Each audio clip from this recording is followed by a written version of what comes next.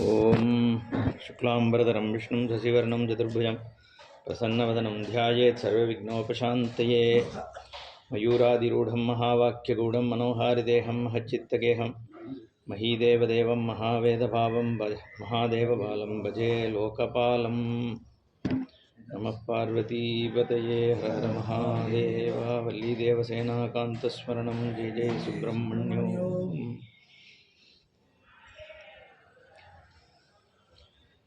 பரமேஸ்வரன்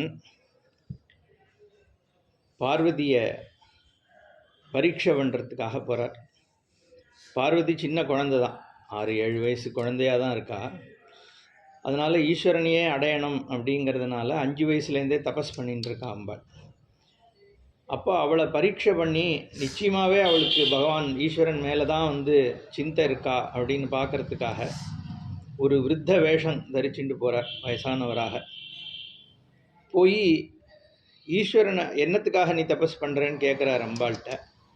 அம்பாள் இந்த மாதிரி நான் பரமேஸ்வரனை அடையிறதுக்கு தான் பண்ணுறேன் அப்படின்னு சொன்ன உடனே இவர் சிரிக்கிறார். இந்த கிழவர், இது என்னடா அது, நீ இந்த குழந்தையாக இருக்க, அவரோ கழுத்தில் பாம்பை தரிச்சுன்னு இருக்கார், இடுப்பில் மான் தோல் புலித்தோல் என்ன இதெல்லாம் போட்டுன்னு இருக்கிறவர், எப்போ பார்த்தாலும் ஸ்மசானத்தில் இருக்கார், பஸ்மத்தை தடவின்னு இருக்கார், கையில் மண்டையோட வச்சுன்னு சுற்றின்னு இருக்கார். இப்படிப்பட்டவரை போய் நீ கல்யாணம் பண்ணேன்னா நீ அக்னியை சுற்றி வருவியா இல்லை ஸ்மசானத்தை சுற்றி வருவியா அப்படின்னுலாம் பரிகாசம் பண்ணுறார்.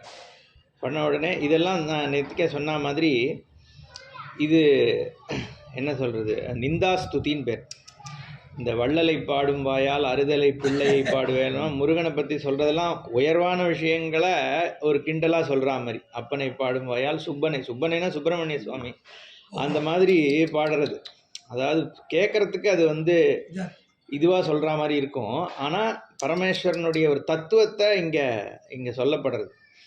அதனால் காலகாலன்னு யமனுக்கே யமனாக இருக்கிறவர் பரமேஸ்வரன். அப்போ யமனுக்கு யமனாக இருக்காருன்னா என்ன அர்த்தம்னா, எங்கே காலம்ங்கிறதே நின்று போயிடுதோ அப்படிப்பட்ட ஸ்வரூபம் பரமேஸ்வரனுடைய ஸ்வரூபம். அதனால் காலனை அழிச்சாருன்னு சொல்லியிருக்கு. அப்போது எல்லா விதமான நாமரூபங்கள் அழியிற இடம் என்ன உலகத்துலன்னா ஸ்மசானம்தான்.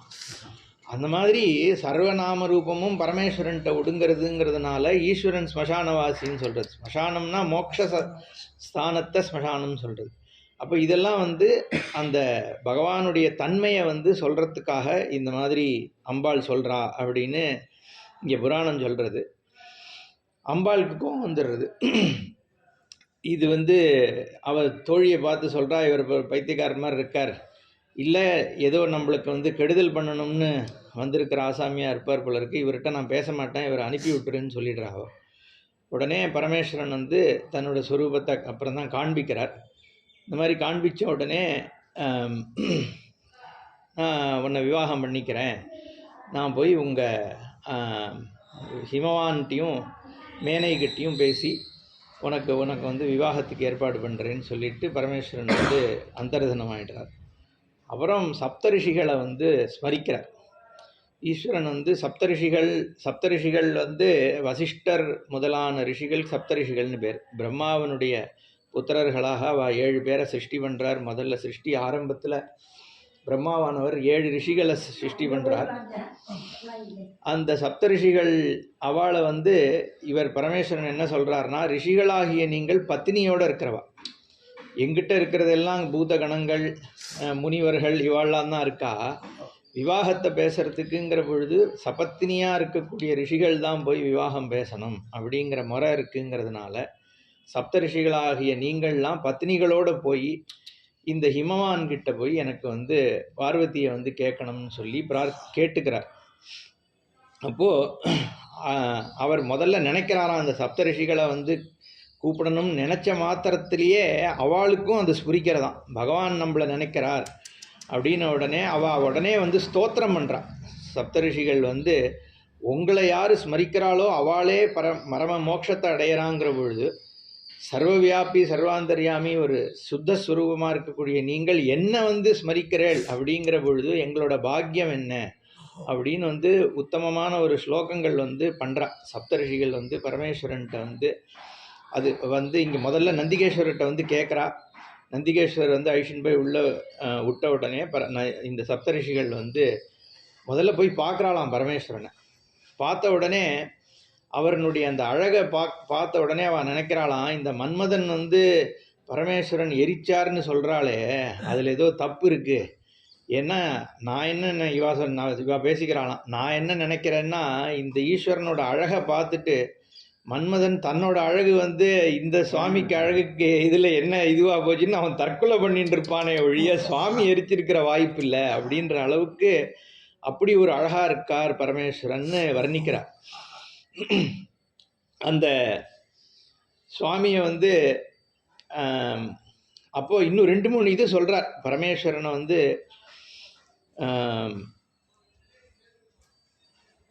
மகாவிஷ்ணுவே இது 2-3 இன்னொன்று என்ன சொல்கிறாருன்னா, மகாவிஷ்ணு ஆனவர் இந்த ஈஸ்வரனுடைய அந்த அழகை பார்த்துட்டு தான் அவர் வந்து மோகினி அவதாரம் எடுத்துன்னு வந்தார் இவர் அடையறதுக்குன்னு இருக்குமோ அப்படின்லாம். அதே மாதிரி இவாள்லாமே இதை மாதிரி விஷ்ணு முதலானவர்களே வந்து பரமேஸ்வரனுடைய அழகில் மோகிக்கும் போது அவர் பிக்ஷாட்டனராக போகும்பொழுது சாதாரண ரிஷிகளும் அவளும் மோகிச்சதில் என்ன ஆச்சரியம் இருக்குது அப்படின்லாம் வந்து நினைக்கிறாளாம் சப்த ரிஷிகள். அப்படி நினச்சி பரமேஸ்வரனை ஸ்தோத்திரம் பண்ணோடனே அப்புறம்தான் இவர் சொல்கிறார், நீங்கள் போய் எனக்கு ஹிமவான்கிட்ட வந்து பேசணும், போகும்போது உங்கள் பத்னிகளை அழிச்சின்னு போங்கோ, ஏன்னா இது வந்து பிராம விவாகமாக தான் நடக்கணும்னு பரமேஸ்வரன் சொல்கிறார். முறையாக போய் நீங்கள் ஹிமவான்கிட்ட போய் சப்தரிஷிகள் நீங்கள் அருந்ததி முதலான உங்கள் பத்னிகளையும் அழிச்சுட்டு போய் பேசிட்டு வாங்கோன்னு சொல்லி அனுப்புகிறார். கேட்குறதா? முன்னாடி வந்துருங்க, மைக் இல்லையே. அங்க வர பேசிட்டு இருக்காங்க, நாங்க இங்க வந்துட்டோம். அவங்க முன்னாடி வாங்க, வித்துறோம். நம்ம தான் முன்னாடி வந்து உட்காருங்க. இப்பதான் 5 minutes கூட அங்க ஆரம்பிச்சாரு. அங்க பேசிட்டு இருக்காங்க தான் நம்ம இங்க வந்துடுவோம். ஆமா. அப்போ இவர் சப்தரிஷிகள்கிட்ட விஷயங்களை சொல்கிறார். இந்த மாதிரி வந்து சுப்பிரமணியனை நான் வந்து உற்பத்தி பண்ண வேண்டியிருக்கு, ஏன்னா தேவர்கள்லாம் கஷ்டப்படுறதுனால பண்ண வேண்டியிருக்கு, அதனால் நீங்கள் போய் ஹிமவான்கிட்ட வந்து விஷயத்தை சொல்லி இந்த விவாகத்துக்கு ஏற்பாடு பண்ணணும். அம்பாள் வந்து என்கிட்டேருந்து வேற வத்தி இல்லை, அதுவும் சொல்கிறார் சுவாமி. வந்து நான் வேற அம்பாள் வேறங்கிறது கிடையாது, சூரியன் வேற சூரிய பிரகாசம் வேறங்கிறது கிடையாது. சூரியமே சூரிய பிரகாசம்தான். இப்போ அங்கே சூரியன் இருக்குது, அதனுடைய வெளிச்சம் இங்கே இருக்குதுன்னு சொல்கிறமே ஒழிய சூரியன்றதே வெறும் பிரகாசஸ்வரூபந்தான். பார்க்கறதுக்கு வேணால் இங்கே ஒளி இருக்குது, அங்கே சூரியன் தனியாக இருக்குங்கிற மாதிரி தெரியுமே ஒளி. அந்த மாதிரி அம்பாள் வேற நான் வேற கிடையாது. ஆனாலும் அம்பாள் வந்து அங்கே இருக்கா, இப்போ அந்த தபஸ் பண்ணிட்டு இருக்கா. அவளோட இது பௌராணிகமாக இது அம்பாள் தனியாக இருக்கான்னு சொன்னாலும் பரமேஸ்வரனே தான் அம்பாள். முத்துசாமி தீட்சிதர் வந்து மீனாட்சி மேமுதம் தேகியில் வந்து சிவஜாயே, சிவன்கிட்டேருந்து உற்பத்தி ஆனவள்னு சொல்கிறார் அம்பாள். ஏன்னா மாயையானது, ஏன்னா இருக்கிறதே ஒரே வஸ்து தான், பரமேஸ்வரன் மட்டும்தான் இருக்கார். ஆனால் ஒரு நாடகமாக உலகம் நடக்கிறதோ இல்லையோ, அந்த நடத்தி வைக்கிறது அம்பாள். அப்போ வேற ஒரு அம்பாள் வந்து நடத்த முடியாது, சுவாமியே தான் அம்பாளாகவும் இருக்கார். அதனால தான் தாயுமானவர்னு பேர் சுவாமிக்கு. மாத்ருபூதேஸ்வரர் அப்படின்னு பேர். சுவாமி அம்பாளே தான் தாய், அம்பாளே தான் தகப்பன். அதனால தான் நான் தட்சிணாமூர்த்தியை பற்றி இன்னொரு விஷயம் கூட நான் நித்திக்கு சொல்லலை. ஒரு காது வந்து தட்சிணாமூர்த்தியை பார்த்தோம்னா ஆம்பளையோட தோடு இருக்கும், இடது பக்கம் வந்து பொம்மநாட்டி தோடு இருக்கும். சுவாமியே தாயார், சுவாமியே அப்பாங்கிற அந்த தாத்பரியம் அதை வந்து வேதாந்தத்தில் சொல்லும்பொழுது அபின்ன நிமித்த உபாதான காரணம். உலகத்தினுடைய மெட்டீரியலும் பரமேஸ்வரன் தான், பண்ணுறதும். இப்போது ஒரு விஷயம் பண்ணணும்னா அதுக்கு மெட்டீரியலும் தேவை, பண்ணுறவனும் தேவை. பானை பண்ணணும்னா களிமண்ணும் தேவை, குயவனும் தேவை. ஆனால் இங்கே வந்து சுவாமி எங்கே போய், சுவாமி தான் சிருஷ்டியே பண்ண போகிறார். அப்போ அவர் எங்கே போய் மெட்டீரியல் எடுத்தாருன்னா அப்போ அதை யார் சிருஷ்டி பண்ணாங்கிற கேள்வி வந்துடும். அவர் சொர்க்கத்தில் இருக்காருன்னா அந்த சொர்க்கத்தை யார் சிருஷ்டி பண்ணார்? அப்போ சுவாமி தன்னிட்டேந்து தான் சிருஷ்டி பண்ணுறார் அப்படின்னு சொல்கிறது வேதம். அப்போ சிருஷ்டி பண்ணக்கூடிய பொருளும் சுவாமி தான், அது அம்பாள்னு சொல்கிறோம். சிருஷ்டி பண்ணுறவரும் சுவாமி தான். அதனால் அம்பாள்ன்றதை நம்ம தனியாக கிடையாதுங்கிற தாத்பரியத்தை இங்கே பரமேஸ்வரனே சொல்கிறார். எனக்கு வேறானவள் கிடையாது அம்பாள்.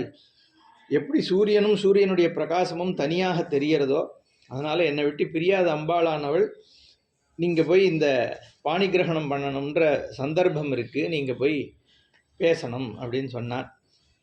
அந்த இமயமலையில் ஓஷதி பிரஸ்தம்னு ஒரு புறம் இருக்குது.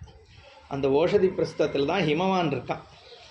அந்த இடத்துல போய் இவா பொண்ணு கேட்குறதுக்காக சப்த ரிஷிகள் அவளுடைய பத்னிகளோட போகிறா. பண்ண உடனே அவளை எதிர்கொண்டு ஹிமவான் வரவேற்கிறார். ஹிமவானும் அவள் மனைவி மேனையானவள் 2 பேரும் அவளுக்கு பாதத்தை அலம்பி கை அலம்பி விட்டு அவளுக்கு வந்து அர்க்கியம் அதெல்லாம் கொடுத்து உபச்சாரம் பண்ணுறா. பண்ணி இங்கே நீங்கள் வர வேண்டிய அவசியம் என்ன அப்படின்னு கேட்டவுடனே அவளும் வந்து இவாளை வந்து குஷலோபரி பண்ணுறாளாம். உன்னோட ராஜ்யம்லாம் எப்படி நடந்துட்டுருக்கு, ஏன்னா இவன் பர்வத ராஜனாச்சே ஹிமவான், அதனால் உன்னோட செங்கோல்லாம் சரிவர நடக்கிறதா, உன்னோட மக்கள்லாம் எல்லாம் நல்லபடியாக இருக்காளா அப்படின்னு சௌக்கியம் விசாரிக்கிறாளாம் இவாள்லாம். அதுக்கப்புறம் என்ன காரணமாக வந்தேன், நீங்கள் வந்ததுனால நாங்கள் கிருத்தார்த்தர்கள் ஆயிட்டோம் அப்படின்னு இவா 2 பேர் சொல்கிறா. மேனையும் ஹிமவான் அவள் 2 பசங்க. அப்போது நீங்களாம் மனசை அடக்கினவள் சப்தரிஷிகள், நீங்கள் உங்களால் தான் இந்த சிருஷ்டியினுடைய தன்மையே நடந்துட்டுருக்கு, அப்படிங்கிற உங்களால் இங்கே வரும்பொழுது நீங்களே என்னோடய இடத்துக்கு வந்ததுனால நாங்கள் கிருத்தார்த்தர்கள் ஆகிட்டோன்னு இவா சொல்கிறா. சொன்ன உடனே இவா பேச ஆரம்பிக்கிறாளாம். முதல்ல வந்து வசிஷ்டர், அப்புறம் அங்கீரசர், இவாள்லாம் பேசுகிறா. பரமேஸ்வரனை பற்றிய தன்மையை வந்து இவா சொல்கிறா. நாங்கள் எதுக்காக வந்திருக்கோம்னு உங்களுக்கு சொல்கிறோம்.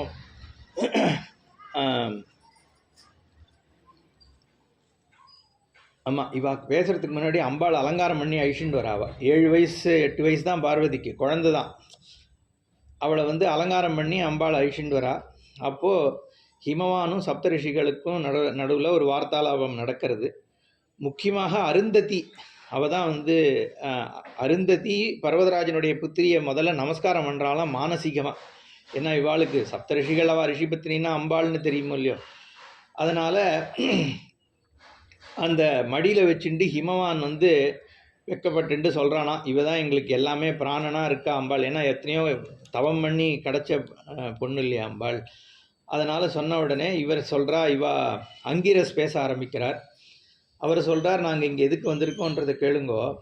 எந்த ஒரு பொருளானது லோகத்தையே படைக்கிறதோ பரபிரம்ம வஸ்துவாக இருக்கோ, பிரம்மா முதலான தேவர்களை வந்து யார் படைக்கிறாரோ, எல்லா காரணத்துக்கும் காரணமாக இருப்பது யாரோ, சர்வ அதிஷ்டானமாக இருக்கிறது யாரோ, என்ன எல்லாத்தையும் படைத்து ரட்சித்து அழிச்சு சிருஷ்டி ஸ்திதி சம்ஹார திரோபாவ இந்த மாதிரி அனுகிரகம், இந்த பஞ்சகிருத்தியம் பண்ணுறார் பரமேஸ்வரன். அப்படி இருக்கக்கூடிய விஷயங்கள்லாம் யார் பண்ணிட்டு இருக்காளோ, பரஞ்சோதிஸ்வரூபமாக யார் இருக்காளோ, பரவஸ்துக்கெல்லாம் பரவஸ்துவாக யார் இருக்காளோ, எப்படிப்பட்ட ஒரு பரிசுத்தமான ஸ்வரூபமாக எந்த ஒன்று இருக்கோ, சர்வ மங்களத்தை கொடுக்கக்கூடியதாக இருக்கோ, அதுக்கு பொண்ணு கேட்டு வந்திருக்கோம் உங்ககிட்ட அப்படின்னு இவார் வந்து சொன்ன உடனே ரொம்ப ஹிமவான் வந்து ரொம்ப சந்தோஷப்படுறான். என்ன உடனே வந்து அதனால் என்னன்னு சொல்லிட்டான் அவன். என்ன இவன், ஏன்னா இவ இந்த மாதிரி சொன்ன உடனே அவன் யார்கிட்டையும் கேட்கவே இல்லையா. என்ன, ஏன்னா காலனுக்கு காலன் சந்திரகலையை தரிச்சின்னு இருக்கிறவர், அப்பேற்பட்ட ஒரு சுவாமிக்கு உன்னோட பொண்ணை வந்து பத்னியாக கொடுக்கணும் அப்படின்னு எந்த பாதத்தை தேடி போய் பிரம்மா விஷ்ணுக்களால் வந்து அடைய முடியலையோ, என்ன ஹம்சரூபமாக பிரம்மாவானவர் தேடி போய் அலைஞ்சும் பார்க்க முடியாத அந்த ஸ்வரூபம் இருக்கோ, யார் ஒன்று பார்வையாலேயே விருத்தரனை வதம் பண்ணாரோ, இது மாதிரி வரிசையாக சொல்லிகிட்டே போகிறார். பரமேஸ்வரனுடைய ஒரு ஸ்வரூபத்தை வந்து தத்துவார்த்தமாகவும் சொல்கிறார், பௌராணிகமாகவும் சொல்கிறார். இப்போ நம்ம சகஸ்ரநாமங்கள்லாம் பார்த்தா 3மே வரும். சில இடத்துல தத்துவார்த்தமான நாமங்கள் வரும். என்ன சர்வாதாராய நமஹா, என்ன அந்த மாதிரிலாம் அனாமயாய நமஹா, பரபிரம்மஸ்வரூபிணே நமஹா, இப்படிலாம் வரும்பொழுது வந்து பரமாத்மாவாக சொல்கிறது. அதுக்கப்புறம் வந்து சகுண பிரம்மமாக என்ன அனந்த சயனாய நமஹா இந்த மாதிரி வரும். வைகுண்ட பத்தையே நமஹா, அதெல்லாம் மகாவிஷ்ணுவாக சொல்லும் பொழுது அதுக்கப்புறம் சில சமயம் அவதாரங்களும் வரும். வசுதேவ புத்திராய நமஹா, கோபீஜன வல்லபாய நமஹா. இது ஒரே இதுலேயே பார்த்தா 3மாவும் சொல்கிறது உண்டு. பரம்பிரம்மமாகவும் சொல்லும், விஷ்ணு சஹஸ்ரநாமே அப்படி தான் பரபிரம்மமாகவும் சொல்லும், அதே சமயத்தில் வந்து சகுணமாகவும் சொல்லும், அவதாரமாகவும் சொல்லும். அந்த மாதிரி இங்கே ஈஸ்வரனை பற்றி சொல்லும் பொழுது பிரம்மவஸ்துவாகவும் சொல்கிறார். இங்கே இவா சப்தரிஷிகள் அங்கீரஸ் சொல்கிறார். அதே சமயத்தில் ஈஸ்வரனுடைய பௌராணிகமான தன்மைகளையும் இங்கே சொல்லி அப்பேற்பட்ட ஈஸ்வரனுக்கு வந்து பொண்ணு கொடுக்கணும்னு இவாட்ட கேட்குறா. இப்போ சொல்லி முடித்த உடனே அவன் வந்து எங்களோட பாக்கியம் இந்த மாதிரியெல்லாம் வந்திருக்கிறது எங்களோட ஒரு ஏதோ பெரிய பரமேஸ்வரனுடைய அனுகிரகத்தினால் நடக்கிறது, சுபஸ்ய சீக்கிரங்கிறதுனால சீக்கிரமாக பண்ணணும் அப்படின்னு அவர் பர்வதராஜன் சொல்லிட்டான். இவா வந்து முனீஸ்வரர்கள் என்ன சொல்கிறான்னா, நீங்கள் சொன்னால் போராது, ஆத்து மாமின்னு சொல்லணும். அதனால் வந்து விவாகத்தை பொறுத்த வரைக்கும் ஸ்திரீகளினுடைய குடும்ப தலைவிகளினுடைய சம்மதத்து மேரில் தான் பெண்களுக்கு அப்படின்னு சொல்கிறது, புராணமே சொல்கிறது. என்ன, ஸ்திரீகளினுடைய சம்மதத்தின் பேரில் தான் விவாகம் நடக்கணும். அதனால் உங்களோட அனுமதி இருக்கான்னு கேட்குறா. எல்லாரும் ஆமாம் இருக்குன்னு சொல்லிட்டாலாம். அம்மா மட்டும், அந்த மேனையானவள் மட்டும் நான் கொஞ்சம் பேசணுங்கிறா. அவள் என்ன சொல்கிறான்னா, பரமேஸ்வரனை பற்றி அவளும் உயர்வாக சொல்கிறா. இது வந்து எப்பேற்பட்ட ஈஸ்வரன்னா வந்து தக்ஷ பிரஜாபதியினுடைய யாகத்தை போய் துவம்சம் பண்ணவர், பிரம்மாவனுடைய 5வது தலையை கிள்ளி எடுத்தவர், என்ன அப்புறம் உலகத்தை படைக்கிறதுக்காக மகாதேவர் மகேஸ்வரர்ன்ற பேரில் இருக்கார், உலகத்தை அழிக்கிறதுக்காக மிருத்யுஞ்சயர்ன்ற பேரில் இருக்கார், ஏகப்பட்ட சம்ஹாரங்கள்லாம் பண்ணுறார். இப்படி இருக்கிறவர் இவர். இதுவோ எனக்கு 7 வயசு குழந்தை. அவர் எல்லாம் பெரியவர் தான், இருந்தாலும் நம்மத்துக்கு இப்படி ஒருத்தர் வந்து இதுவாக வர முடியுமாங்கிற ஒரு எண்ணம் இருக்குது. அதில் தான் அந்த நேத்திக்கு சொன்ன இதை சொல்கிறார். இந்த சாதாரண உலகத்திலேயே அவள் என்ன சொல்கிறான்னா, சாதாரண உலகத்தில் ராகத்வேஷம் இருந்துட்டு எல்லாருக்குள்ளேயும் இருக்குது. எந்த பிராணியாக இருந்தாலும் விருப்பு வெறுப்புகள் இருக்குது. அப்படிங்கிற பொழுது சம்பந்திங்கிற பொழுது பிரச்சனைகள் வர்றது வந்து சுபாவம் வரதான் வரும். ஓரளவுக்கு சரியான சம்பந்தமாக இருந்தால் தான் வந்து வாழ்க்கையே ஒழுங்கா அப்படின்னு. அதனால் அதில் தான் இந்த ஓமையை சொல்கிறா. வந்து யானை மேலே உட்காந்துருக்கவனுக்கு சுண்ணாம்பு கொடுக்கணுன்னா நம்மளும் யானை மேலே இருந்தால் தான் முடியும்.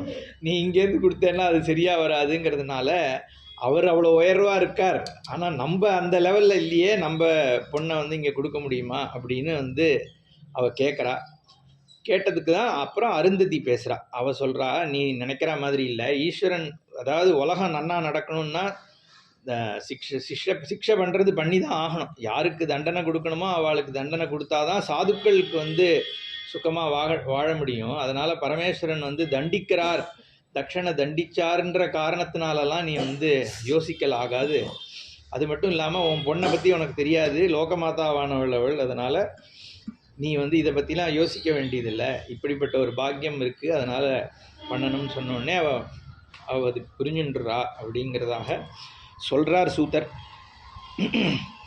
அதில் யாரெல்லாம் தண்டிக்கப்பட்டான்னு வரிசையாக சொல்லப்படுறது. பிரம்மாவே தண்டிக்கப்பட்டார் அப்படின்லாம் இதில் வந்து சொல்கிறார். நம்ம அதெல்லாம் முருகன் பிறந்தான் இன்னைக்கு. அப்புறம் சரின்னு சொல்லி இவர் ஹிமவான் கேட்குறார், விவாகம் எப்படி பண்ணணும், சுவாமி அம்பாளுக்கு வந்து விவாகத்தை வந்து எப்படி நடக்க போகிறது, என்ன மாதிரி பண்ணணும்னோடனே சப்தரிஷிகள்லாம் என்ன சொல்கிறான்னா, இதை நீ விமர்சையாக பண்ணு, வந்து பெரிய பெரிய மண்டபங்கள் கட்டி எல்லாரையும் ஆஹ்வானம் பண்ணி பரமேஸ்வரனுடைய விவாகம் பண்ணணும்னு இவா சொன்ன உடனே அவர் கேட்குறார், நீங்களே ஒரு நல்ல நாளாக பார்த்து சொல்லணும், பரமேஸ்வர பார்வதியினுடைய விவாகம் பண்ணுறதுக்கு நல்ல முகூர்த்தம் சொல்லணும், ராசி நல்ல காலம் இருக்கிற மாதிரின்னு. உடனே அவள் பார்த்துட்டு, நாளைக்கே நாள் நன்னா இருக்குது, உத்திர நட்சத்திரமாக இருக்குது, பங்குனி மாதமாக இருக்குது, எல்லா விதமான வேலையும் சுபமாக இருக்குது, அதனால் நாளைக்கே பார்வதி பரமேஸ்வராலோட விவாகம் பண்ணலாம். பங்குனி உத்திரத்தில் நடந்ததாக தான் புராணம் சொல்கிறது. அப்போது 7வது இடத்துல சுத்தமான ராசியில் இருக்கிறதுனால இந்த நேரத்தில் நீ பார்வதியை வந்து மகாதேவனுக்கு வந்து தானம் பண்ணி கொடுக்கறது உச்சிதம் அப்படின்னு இவா சப்தரிஷிகளே அவளுக்கு சொல்கிறா. சொன்ன உடனே வர்றவா எல்லாருக்கும் மரியாதை பண்ணணும், இந்த மாதிரி என்ன தேவையோ அதை பண்ணணுன்றதெல்லாம் அது மாதிரி பண்ணும் பொழுது லோகக்ஷேமம் உண்டாகும், அதிதி சத்காரம் பண்ணணும்னு சொல்லிட்டு அவள் கிளம்பி போய்ட்றா. ஹிமவான் திடீர்னு ஒரே நாளில் வந்து நமக்கு 6 மாதம் கொடுத்தாலே மண்டபம் கிடைக்க மாட்டேன்றது, இவர் ஒரு நாளில் எங்கேருந்து மண்டபம் பிரமாதமாக கட்டணும்னு சொல்லிட்டு போயிட்டார். சரி என்ன பண்ணுறான், மைனா கண்ணை அவருடைய பையனை கூப்பிட்டு ஹிமவான் கேட்குறான். மேனையோட பையங்கிறதுனால மைனா கண்ணு பேர். அவனை கூப்பிட்டு ஹிமவான் கேட்குறான், இது இப்போ என்ன பண்ணலாம், இந்த மாதிரி ஒரு விஷயம் சொல்லிட்டு போயிட்டாரன். அவன் சொல்கிறான், இதுக்கு வந்து ஒரே நாளில் பண்ணோன்னா விஸ்வகர்மாவை தான் வந்து கூப்பிடணும். விஸ்வகர்மாவுக்கு தொஷ்டான்னு ஒரு பெயர் உண்டு. அந்த தொஷ்டாவான விஸ்வகர்மாவை அவன் தான் வந்து தேவலோகங்கள்லாம் நிர்மாணம் பண்ணவன். அவனை கூப்பிட்டு சொர்க்கலோக சிற்பி அவனை கூப்பிட்டு நீ இதை மண்டபத்தை ஏற்பாடு பண்ணு அப்படின்னு சொன்ன உடனே ஹிமவான் வந்து அவனை பர்வதராஜன் தொஷ்டாவை கூப்பிடுறார். தொஷ்டா வந்த உடனே அவருக்கு உபச்சாரங்கள்லாம் பண்ணிட்டு, எனக்கு இந்த மாதிரி பெரியதாக ஒரு மண்டபத்தை கட்டி அனுகிரகம் பண்ணணும் அப்படின்னு சொன்ன உடனே க்ஷணத்தில், அதாவது இதெல்லாம் விஸ்வகர்மாவனுடைய சிருஷ்டி மானச சிருஷ்டி மாதிரி ஒரு க்ஷணத்து என்ன தேவையோ நம்ம கேட் டிசைன் பண்ணுற மாதிரி சொல்லிட்டோன்னா அது எல்லாத்தையும் டிசைன் பண்ணி கொடுத்துரும். அந்த மாதிரி விஸ்வகர்மாவானவர் வந்து க்ஷணத்திலேயே அந்த பெரிய சிருஷ்டியை பண்ணுறாராம். அந்த மண்டபம் எப்படி இருக்குது அப்படின்னு பெருசாக சொல்லப்படுறது. லட்சம் யோஜனை விஸ்தீர்ணமாக ஒரு மண்டபத்தை கட்டுறார். மகா பிரகாசமாக இருக்கான். பலவிதமான கட்டிடங்கள், என்ன 1000 மெத்தைகள் இருக்கான். அப்புறம் உப்பரிகைகள்லாம் இருக்கிற மாதிரி இருக்குது. என்ன சில இடத்துல நீரோட்டங்கள், குளங்கள், அந்த ஜலம்லாம் வச்சு இப்போல்லாம் வந்து அந்த ரிசப்ஷன் ஸ்டேஜிலலாம் வைக்கிறான் இல்லையா, தண்ணி கொட்டுற மாதிரி, அந்த மாதிரி அங்கங்கே அதெல்லாம் ஏற்படுத்துகிறாளாம். அப்புறம் வாசப்படி, அந்த மாதிரி சுவர்கள், இந்த இதெல்லாம் மாணிக்கங்கள், வைரம், வைடூரியம் எல்லாம் பதிச்சதாக இருக்கான். சில இடத்துல செவுரு மாதிரி தோன்றதான், செவுரு இருக்கிற இடத்துல பார்த்தா வழி இருக்கான். சில இடம் வழி மாதிரி தோன்றதான், ஆனால் கிட்ட போய் பார்த்தா செவுரு இருக்கான். அந்த மாதிரிலாம் இதில் சொல்லப்படுறது. இப்படியெல்லாம் வந்து விதவிதமாக வந்து ஆயிரக்கணக்கான வருஷம் முன்னாடி எழுதியிருப்பா. இருந்தாலும் நிஜமாக அது நடந்தோ இல்லை, இவாளுடைய அந்த ஒரு இது எப்படி இருக்குது. அப்போது பலவிதமான கம்பங்கள், அநேக வித ரத்னங்கள்னால கம்ப வரிசைகள், மண்டபங்கள் எல்லாம் ஏற்படுத்தப்பட்டது. முத்து மணிகள்னால ஜன்னல்கள்லாம் போடப்பட்டிருந்துதான், ஜன்னல் கம்பிகள்லாம். அப்புறம் பல பழத்தோரணங்கள்லாம் கட்டப்பட்டு வைரங்கள் இழைக்கப்பட்ட படிகள், ஸ்படிகத்தினால் ஆன திண்ணை இருக்கான். இப்படி பெரிய பெரிய துவஜங்கள் சூரிய பிரகாசத்தோடு இருக்கக்கூடியதாகிய ஒரு கல்யாண மண்டபத்தை விஸ்வகர்மா கட்டி கொடுத்துட்றான். அப்புறம் இவன் ஹிமவானானவன் விஸ்வகர்மாவை கூப்பிட்டு அவனுக்கு செய்ய வேண்டிய இதெல்லாம் பண்ணி முடிச்சுட்டு அம்பாளுக்கும் அப்புறம் ஸ்நானம் பண்ணி வச்சு, மங்கள ஸ்நானங்கள்லாம் பண்ணி வச்சு அழிச்சுட்டு வரா. அப்போ சங்கம், கொம்பு, வாத்தியங்கள்லாம் முழங்கிறது. அம்பாளுக்கு வந்து பிராமணர்கள்லாம் வந்து தேவி சூக்தத்தை ஜபம் பண்ணி அபிஷேகம் பண்ணுறான்னு இருக்குது. அப்போது சர்வமங்கலமாக இருக்கக்கூடிய ஒரு வேளையில் அம்பாளை ரெடி பண்ணி அழிச்சுட்டு வரா. இதுக்கு நடுவில் அங்கே பரமேஸ்வரன் என்ன பண்ணுறார் அப்படின்ற அம்பாளோட அலங்காரம் பண்ணப்பட்ட அம்பாளோட வர்ணனையும் இருக்குது. அதுவும் ரொம்ப அழகாக வந்து சொல்லப்படுறது. எப்படி அம்பாளினுடைய என்னென்ன மாதிரியான ஆபரணங்கள் போட்டுருந்தா, அந்த ஆபரணங்கள்னால் அவளுடைய அங்கங்கள்லாம் எப்படி வந்து ஜொலிச்சுது. அப்புறம் அதான் இது நம்ம எப்பவும் சொல்கிற மாதிரி ஆபரணத்தினால அம்பாளுக்கு அழகா, அம்பாள்னால ஆபரணத்துக்கு அழகாங்கிற மாதிரியான ஒரு அழகாக அம்பாள் ஜொலித்தா அப்படின்னு வர்ணனை இருக்குது. இப்படி அம்பாள் வந்து இங்கே ரெடியான உடனே ஹிமவான் வந்து என்ன பண்ணுறான், இப்போது இது பிராம விவாகமாக நடக்கணும்னு சொல்லிட்டு போனால் இல்லையா. பிராம விவாகத்தில் முக்கியமான விஷயம் என்னென்னா, வரன் தேடி போய் நம்ம அழிச்சுட்டு வரணும். மொத்தம் 7 விதமான விவாகங்கள் இருக்குது. அதில் உத்தமமான விவாகம் பிராம விவாகம். நம்ம பிராமணாலாம் பொதுவாக பண்ணுற விவாகம் பிராம விவாகம் தான். பிராம விவாகத்தில் வந்து அதனால தான் காசி யாத்திரைன்னு பண்ணுறோம். வரன் வந்து காசிக்கு போயின்னு இருக்கார். இவர் வதுவை வச்சுருக்கிற இவர் வந்து போய் தேடின்னு போகிறார் வரனை. போயின்னு இருக்கிறவரை கூப்பிட்டு, நீங்கள் தான் வந்து உச்சிதமான வரன், உங்களுக்கு வந்து நான் வந்து இந்த தானத்தை பண்ணணும்னு பண்ணி கேட்டுட்டு வரணும். வரனை போய் தேடி கண்டுபிடிச்சின்னு வந்து பண்ணுறதுக்கு பிராம விவாகம். அதை தவிர பல விஷயங்கள் இருக்குது. இந்த விவாகமே சொல்லப்படும் பொழுது நம்ம பண்ணுற விவாகங்கள் மாதிரி தான் வரிசையாக எல்லாம் சப்தபதியிலேருந்து எல்லாத்தையுமே இது சொல்கிறது. அப்போது பகவான் வந்து யாருனால தம்பதி ஆகிறதுனால கிரகஸ்தராரோ அப்பேற்பட்ட அந்த அம்பாளை 8 விதமான விவாக முறையில் பிராம விவாகத்தில் வந்து வரனை தேடி அழைச்சி கன்னிகையை வந்து தானம் பண்ணணும். அப்படிங்கிறதுனால பக்தி ஸ்ரத்தையோடு ஹிமவான் என்ன பண்ணுறான்னா, பரமேஸ்வரனை பார்க்க கைலாசத்துக்கு போகிறான். கைலாசத்துக்கு போய் அங்கேயும் ரத்னமயமாக இருக்குது. அதுவும் அதே விஸ்வகர்மாவால் நிர்மாணம் பண்ணப்பட்டது தானே. அங்கே போன உடனே நந்திகேஸ்வரர்கிட்ட போய் எப்பவும் மாதிரி பரமேஸ்வரனை பார்க்கணும் அப்படின்னு விஞ்ஞாபனம் பண்ண உடனே நந்திகேஸ்வரன் அழிச்சின்னு போய் பரமேஸ்வரன்கிட்ட போய் விடுறார். அப்போது அங்கே அதே மாதிரி ஈஸ்வரனுடைய ஒரு வர்ணனை இருக்குது. மேரு பர்வதத்தை வில்லாக கொண்ட பரமேஸ்வரன் எப்படி சனகாதிகளுக்கு உபதேசம் பண்ணிட்டு ஞானஸ்வரூபமாக பிரகாசிச்சுட்டு இருக்கார் அப்படிங்கிற ஒரு வர்ணனைக்கு அப்புறம் இவர் போய் பேசுகிறார். ஹிமவான் சொல்கிறார், பரமானந்த ஸ்வரூபமாக இருக்கிற உங்களுக்கு இந்த என்னுடைய குழந்தைய வந்து கன்னிகாதானம் பண்ணி கொடுக்கணுன்ற ஆவலை இவர் சொல்கிறார்.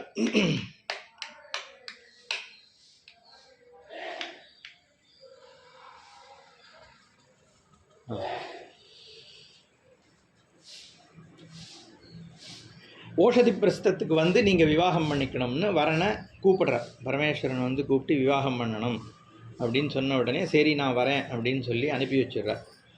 அதுக்கப்புறம் நந்திகேஸ்வரரை பார்த்து பரமேஸ்வரன் கூப்பிடுறாராம், சொல்கிறாராம். இதில் முக்கியமான ஒரு தாத்பரியம் இருக்குது. இந்த பரமேஸ்வரன் என்ன பண்ணுறார், தன்னுடைய பக்க மக்கள் எல்லாரையும் தன்னோட கைலாசத்துக்கு வர சொல்கிறார். இவா எல்லாரையும் அழிச்சுண்டு விவாகத்துக்கு போக போகிறார். ஸோ யாரெல்லாம் பரமேஸ்வரனுக்கு அதீனமாக இருக்கிற உயிரினங்கள் அப்படிங்கிறதெல்லாம் இங்கே வரிசைப்படுத்தப்படுறது.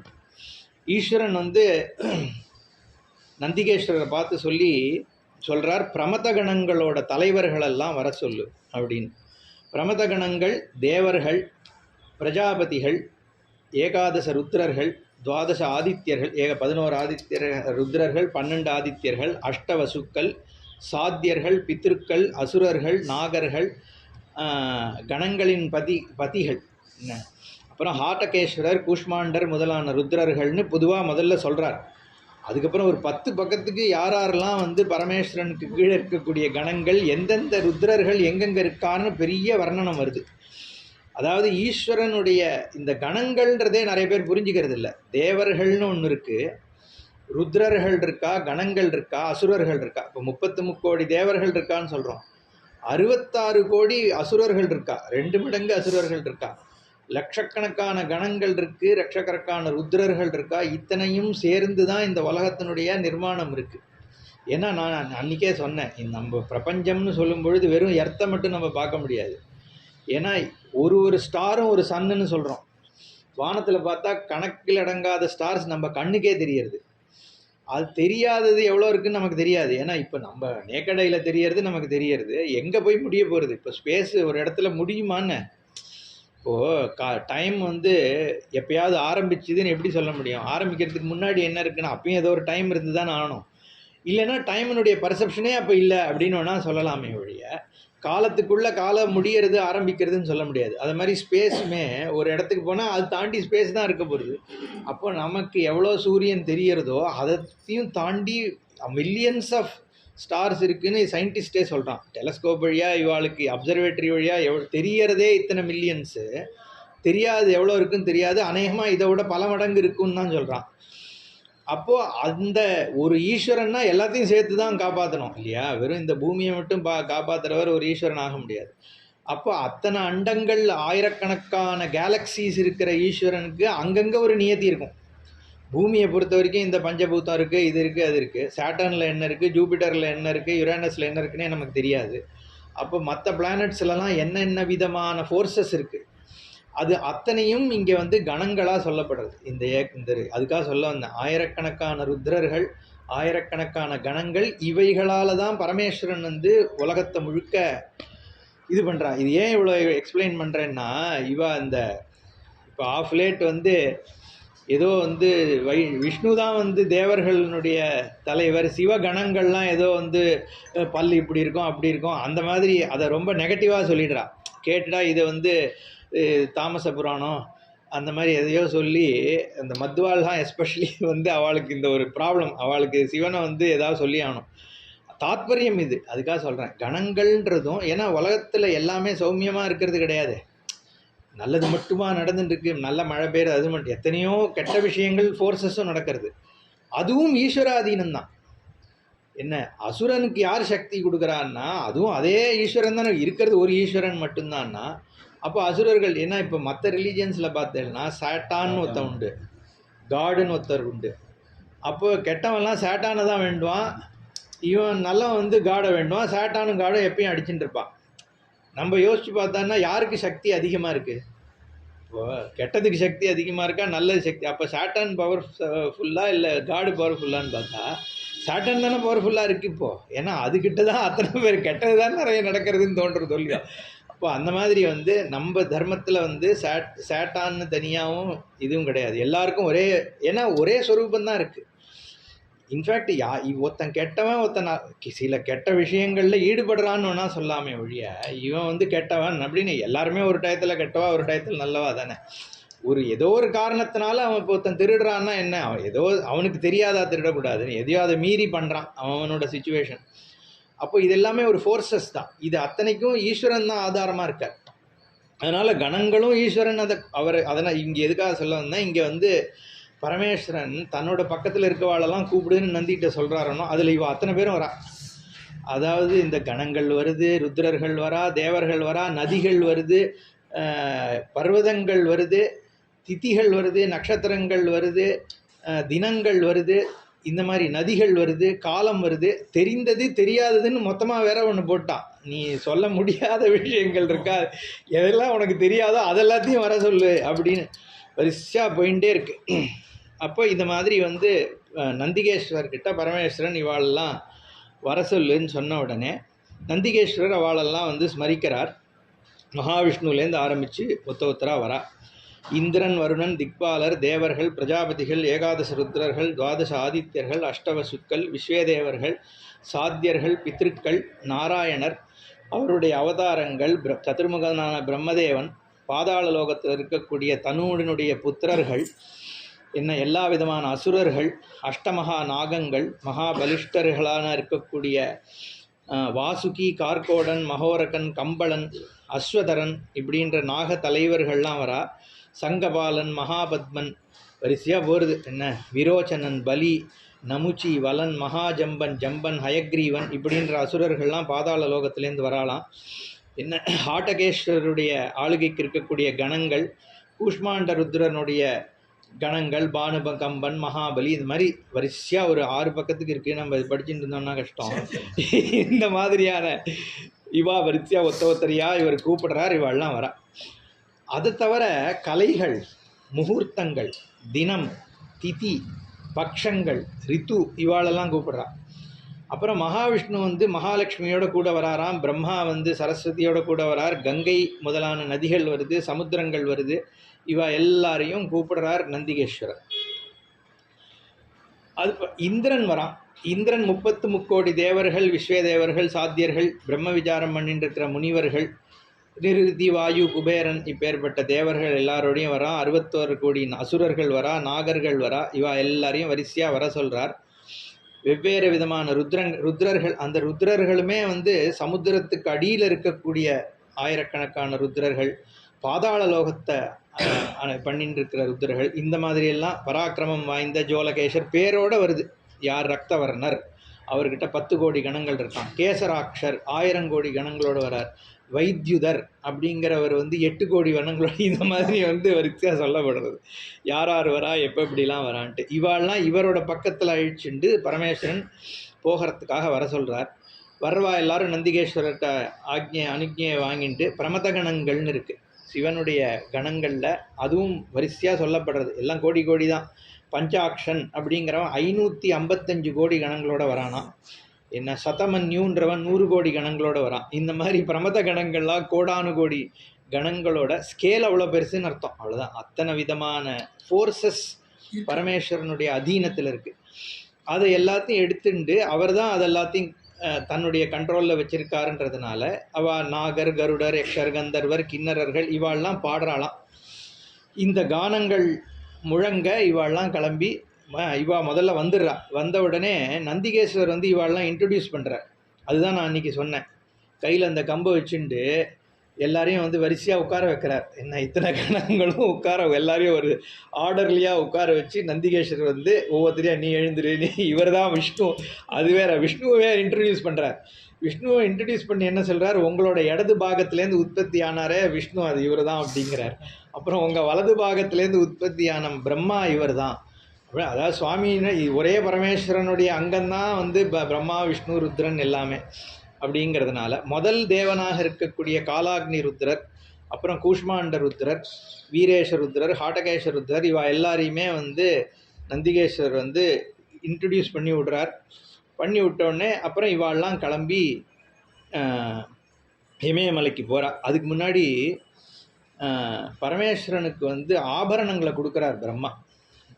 அதை வந்து தொட்ட உடனே ஆபரணங்களால் சுந்தரேஸ்வரராக ஆயிடுறாராம். அது வரைக்கும் வந்து இந்த மான் தோல், யானை தோல், பாம்பு போட்டுட்டு இருந்தவர். இதெல்லாம் போக ஃபுல்லாக உடம்பு முழுக்க வந்து ஆபரணங்களால் இன்னும் வந்து அழகாயிட்டார். சுந்தரேஸ்வரர் ஹாலாசிய மகாத்மியத்தில் சொல்லும் பொழுதே பரமேஸ்வரன் வந்து அந்த சுந்தரமாக அது ஹாலாஸ்ய மகாத்மியம்ன்றது மீனாட்சி சுந்தரேஸ்வரருடைய கதை. ஹாலாஸ்யநாதர்ன்றது ஆலவாய். இன்னைக்கு நான் இவன்கிட்ட கூட கேட்டுட்டு இருந்தான். ஆலம்னா வந்து ஆலவ விஷம். நம்ம சுவாமிக்கு தானே பேர் ஹாலாஸ்ய சுந்தரர்னு தானே பேர். அந்த ஆசியம்னா முகம்னு அர்த்தம், வாய். அந்த சதுஷ்கூடபுரின்னு இருக்கக்கூடிய மதுரைக்கு வந்து நிறைய பெயர் உண்டு. துவாதசாந்தம்னு ஒரு பெயர் உண்டு. அப்புறம் வந்து சதுஷ்கூடபுரின்னு ஒரு பெயர் உண்டு. ஜீவன் முக்திபுரின்னு ஒரு பெயர் உண்டு. இப்படி மொத்தம் 7-8 நாமங்கள் உண்டு. ஹாலாஸ்யநாத க்ஷேத்திரம்னு ஒன்று உண்டு, சதுஷ்கூடபுரின்னு உண்டு. அதை சேர்த்து தான் கூடல் ஆலவாய் அப்படின்னு தமிழில் சொல்லும் பொழுது மதுரையை வந்து ஆலவாயின்னு சொல்கிறோம். அங்கேயுமே அம்பாள் வந்து இதே மாதிரி தான். 5 வயசு 3 வயசு பொண்ணா, அங்கே 5 வயசு நினைக்கிறேன், இதில் தானே 3 வயசு. அம்பாளே வரா வந்து காஞ்சனமாலைக்கு வந்து நான் பொண்ணா பிறக்கிறேன்னு வரம் கொடுக்குறா இல்லையா அம்பாள். அங்கேயும் இதே கிட்டத்தட்ட இதே மாதிரி தான் நடக்கிறது. மீனாட்சி விவாகத்துக்கு முன்னாடியும் பரமேஸ்வரன் வந்து அதுக்காக சொல்ல வந்தேன், இந்த மான் தோல் புலித்தோல் யானை தோலோடு இருக்கிற ஈஸ்வரன் சுந்தரேஸ்வரராக மாறுறார். அதுக்கப்புறம் தான் சௌந்தரபாண்டியனாக வந்து ஆட்சி பண்ணுறார் இல்லையா. அதுக்கு முன்னாடி அம்பாள் திக்விஜயம் பண்ணிட்டு வரா, தடாத்தகையாக பிறந்து வந்ததுக்கப்புறம் ஈஸ்வரன் வந்து அங்கே அம்பாளை வந்து ஸ்வீகரிச்சுக்கிறார். அதே மாதிரி இங்கே பரமேஸ்வரன் இந்த ஹாரங்கள்லாம் போட்டுக்கிறாராம்.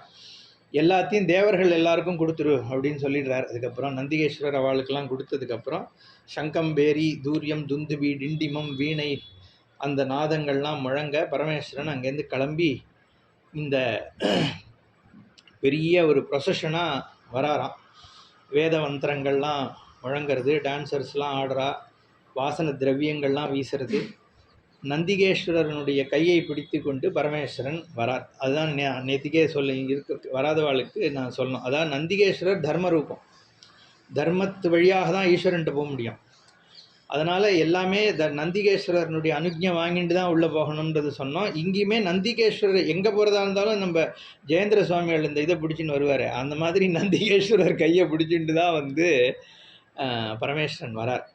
வந்து ரிஷபத்து மேலே ஏறார். ரிஷபம் வேற நந்தி வேறு. நம்ம பொதுவாக நந்தியை அதிகார நந்தியார் இந்த கையில் கம்பு வச்சுன்னு இருக்கான்னு சொன்னோன்னே அதுதான் நந்தி, துவாரத்தில் இருக்கக்கூடியவர். ரிஷபத்துக்கு மேலே ஏறி உட்கார்றார். ஒரு காலை வந்து கும்போதரன் கையில் வச்சு நந்தியில் ஏறி ரிஷபத்து மேலே ஏறி உட்கார்ந்துட்டு இந்த கந்தர்வர்கள் கிண்ணறர்கள் தும்புரு நாரதர்லாம் வாத்தியம் பாட பரமேஸ்வரன் விவாகத்துக்காக அங்கேருந்து கிளம்பி இமயமலைக்கு வரார். அங்கே பரமேஸ்வரன் வந்துட்டாருன்னு பார்க்குறதுக்கு அங்கே இருக்கிற அந்த இமவானுடைய தேசம் இருக்கு இல்லையா, அங்கே இருக்கிற மக்கள் வந்து ஸ்திரீகள்லாம் என்ன பண்ணுறாலாம், ஈஸ்வரன் வந்துட்டாருன்னு பார்க்குறதுக்கு ஓடி எல்லாம் ஒப்பரிகைக்கு வராலாம். அதனுடைய விவரணம் இருக்குது. ஒத்தி பாதி மை இட்டுண்டவ ஒரு கண்ணில் மட்டும் இட்டுண்டு ஓடி வந்துட்டாளா, இன்னொரு தலை பின்னின்னு இருக்கிறவ பாதி தலை விரிச்சபடியே ஓடி வந்துட்டாளா, ஒத்தி ட்ரெஸ் பண்ணிட்டு இருந்தவ பாதி ட்ரெஸ்ஸோடு ஓடி வந்து நிற்கிறாளா, இப்படியெல்லாம் அங்கேருந்து ஓடி ஓடி வந்து ஈஸ்வரனை பார்க்குற அந்த ஒரு இதில் மயங்கி போனவா வந்து நிற்கிறா அப்படின்னு சொல்லப்படுறது. பரமேஸ்வரன் வந்துடுறார். வந்ததுக்கப்புறம் நந்தி வந்து கத்தியம் சொல்கிறாராம். இந்த மாதிரி வந்து எப்படி இந்த இது சொல்லுவா இல்லையா, வருகிறார்னு, பராக். அப்போ நந்தி வந்து ஈஸ்வரன் பார்த்து வரணும், இந்த மாதிரிலாம் அங்கே இது சொல்கிறாராம். மேடு பள்ளம் பார்த்து கவனத்தோடு வரணும், சாவதானமாக வரணும். அந்த சாவதானன்னு சொல்கிறாள். அந்த மாதிரி அந்த விவாகத்துக்கு வரும்பொழுது அந்த சாவதான சொல்கிறது உண்டு. ஏன்னா பார்த்து ஜாக்கிரதையாக வரணும், பள்ளங்களில் தடுக்கி விழுந்துடக்கூடாதுங்கிறதுக்கு, ஏன்னா நல்ல காரியத்துக்கு போகிறோங்கிறதுனால அந்த சாவதானன்னு சொல்லிட்டு நந்தி சொல்ல வந்து பார்க்குறா. அந்த அப்பேற்பட்ட விஸ்வகர்மா ஏற்படுத்தி கொடுத்த அந்த மண்டபத்துக்குள்ளே பரமேஸ்வரன் பிரவேசம் பண்ணுறார். பண்ணி எல்லாரும் அதுக்குள்ளே பார்வதியை அது தயார் பண்ணி ஐஷன் வந்து சங்கங்கள் சிங்கி பேரி முதலியவைகள் முழங்க அம்பாள் வரா. அம்பாள் கையை பிடிச்சின்னு போய் பரமேஸ்வரன் வந்து நடுவில் அந்த மண்டபத்துக்கு நடுவில் இருக்கக்கூடிய சொர்ணத்தால் ஆன ஒரு இதில் போய் சிம்மாசனத்தில் போய் 2 பேரும் உட்கார்றாளாம். சந்திரனும் ரோஹிணியும் பிரகாசிக்கிற மாதிரி பார்வதி பரமேஸ்வரால் அங்கே பிரகாசிச்சா அப்படின்னு சொல்லப்படுறது. அப்புறம் மகாவிஷ்ணு வந்து ஊஞ்சலாடணும் அப்படின்னு சொல்லி சொர்ணத்தால் ஆன பொண்ணு ஊஞ்சலை வந்து அங்கே கொண்டு வந்து வைக்கிறாராம். அப்போ அங்கே வந்து சுவாமிகிட்ட வந்து விஞ்ஞாபிச்சுக்கிறார், நீங்கள் 2 பேரும் பொண்ணு ஊஞ்சலில் எங்களுக்கு முன்னாடி ஆடணும்ட்டு. இப்போ அவள் ஆடினதான் நம்ம பொண்ணு ஊஞ்சல் ஆடின்னு இருக்கோம், உண்மையான கௌரி கல்யாண வைபோகம். அப்போது அந்த இடத்துல வந்து அம்பாளும் பரமேஸ்வரனும் அந்த எப்படி அந்த விவாகம் நடக்கணுமோ அந்த, ஏன்னா நான் பிராம விவாகம்னு சொல்லியிருக்கிறதுனால இதில் அதெல்லாம் சொல்லப்படுறது. பரமேஸ்வரனுக்கு வஸ்திரம் கொடுக்குறானா ஹிமவான், என்ன அம்பாளுக்கு வந்து மங்களாபரணங்கள்லாம் பூசி, என்ன ஸ்வர்ண கிண்டியால் ஜலம் எடுத்து கொடுக்குறா. அப்புறம் வஸ்திர ஆபரணங்கள்லாம் அவங்க கொடுத்ததை வந்து தொட்ட உடனே பரமேஸ்வரன் போயிடுறது, போய் போட்டுட்டு வர வேண்டிய அவசியம்லாம் இல்லையே, ஈஸ்வரன் தானே. பரோட்ச பிரியா இவகி தேவாகான்னு சாஸ்திரங்கள் என்ன சொல்கிறதுனா, தேவதைகள் வந்து சாப்பிடணும்னு அவசியம் இல்லை, பார்த்தாலே போகிறோம். அக்ஷத்தினால ஒன்றுத்தை பார்க்கும் பொழுதே பரோ அக்ஷப்பிரியாக, அதை பார்க்கும் பொழுதே அஸ்வீகாரம் ஆகிடுது. சுவாமியா சாப்பிட்றாரு நைவேத்தியம் பண்ணான்னு நம்ம கேட்கக்கூடாது, ஈஸ்வரனுடைய தரிசனத்திலேயே அது வந்து ஸ்வீகாரம் ஆகிடுறது. அப்போது இங்கே ஈஸ்வரன் அதை தான் இங்கே சொல்கிறா, ஒரு விரலால் தொட்ட உடனே அந்த வஸ்திரம் வந்து அவருக்கு ஸ்வீகாரம் ஆகிடுறதுங்கிறதுனால. அப்போது லோக நன்மைக்காக அம்பாளை வந்து ஸ்வீகரிச்சுட்டார் பரமேஸ்வரன். அப்போ சப்தபதி முதலானவைகளும் நடக்கிறது. என்ன இப்படி கோலாகலமாக விவாகம் நடக்கிறதுனால அத்தனை கணங்கள் ருத்ரர்கள் அவ்வளோ பேரும் ஒரு பக்கம் வந்துட்டாலும், அதனால் என்ன ஆச்சான், பூமி ஒரு பக்கம் இறங்கி போயிட்டான். இறங்கி போனோடனே இவாளெல்லாம் பயந்து போய் மகாதேவன்கிட்ட போய், பரமேஸ்வரா இது என்னது, இது இப்படி ஆயிருக்கேன்னு உடனே தெரிஞ்ச கதை தான். அகஸ்தியரை கூப்பிட்டு பரமேஸ்வரன் சொல்கிறார், நீ தட்சிண பாகத்துக்கு போ, எல்லாரும் இங்கே இமயமலைக்கு எல்லாரும் வந்துட்டதுனால பூமி கீழே சாஞ்சிடுத்து, நீ ஒத்தம் போனால் அப்புறம் இது மேலே வந்துடும்னாராம் அவர். அகஸ்தியர்னுடைய ஒரு இதை சொல்கிறதுக்காக அது. ஏன்னா அப்பேற்பட்டவர் தான் நமக்கு திராவிட பாஷையை கொடுத்துருக்காரோ இல்லையோ. அவர் அங்கேருந்து அப்புறம் அகஸ்தியரை பற்றி பின்னாடி வருது. இப்போதைக்கு அகஸ்தியரை வந்து அனுப்பி வச்சார்.